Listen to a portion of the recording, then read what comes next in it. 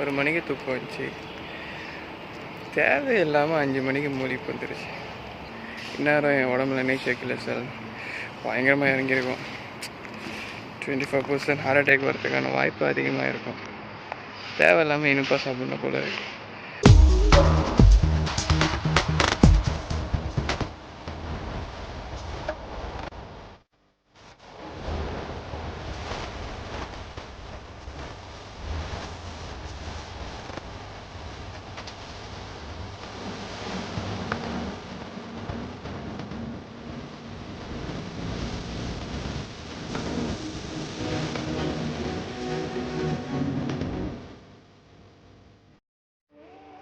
See you, bye.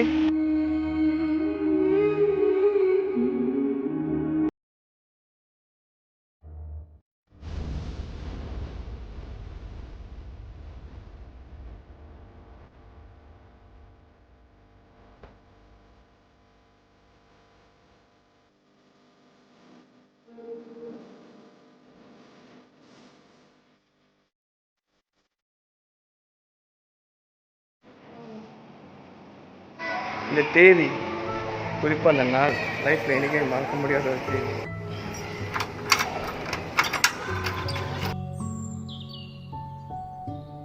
ஏன் அந்த தேதி எப்பயுமே என்னால் லைஃப்பில் மறக்க முடியாதுன்னா, ஒரு 5 வருஷத்துக்கு முன்னாடி இதே நாள் இதே தேதியில் நான் இன்னும் பங்களாதேஷில் தான் இருக்கேன்.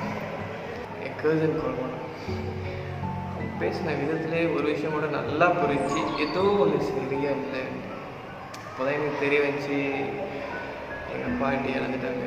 ஸோ அவங்க சாவு கூட என்னால் போய் முடியல. ஏன்னா அந்த நேரத்தில் என்கிட்ட நம்ம வீசா ரினியூ பண்ணல, நிறைய காம்ப்ளிகேஷன், நிறைய பிரச்சனை, போகவே முடியாதுங்கிற மாதிரி இருந்துச்சு. அந்த கடைசி மொமெண்ட்ல என்ன நாங்கள் போகவே முடியல.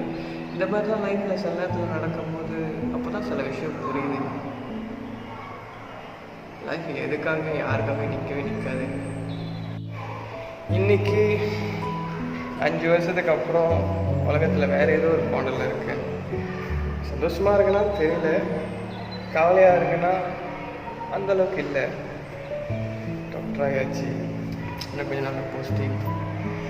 அப்போதான் ஒரு விஷயம் நல்லா புரியுது. ஒருத்தவங்க உயிரோடு இருக்கும்போது அவங்க அருமை எதுவுமே தெரியவே மாட்டேங்குது. அது யானே தெரியல. அவங்க இல்லாமல் போயிட்டு வந்து ஐயோ கடைசியாக ஒரு வார்த்தை பேசியிருக்கலாமா, இப்படி பண்ணியிருக்கலாம், அப்படி பண்ணியிருக்கலாமா தோணிக்கிட்டே இருக்கும். பட் இருக்கும் போது ஏதோ ஒரு ஈகோ, ஏதோ ஒரு கோபம், ஏதோ ஒரு வெறுப்பு, பரவாயில்ல அன்றைக்கி பார்த்துப்போம், வேணாம் பேச வேணாம் அப்படின்னு ஒரு தோணிக்கிட்டே இருக்குது. பட் அவங்க இல்லாமல் போயிட்டோடனே அதெல்லாம் காணாமல் இருக்குது.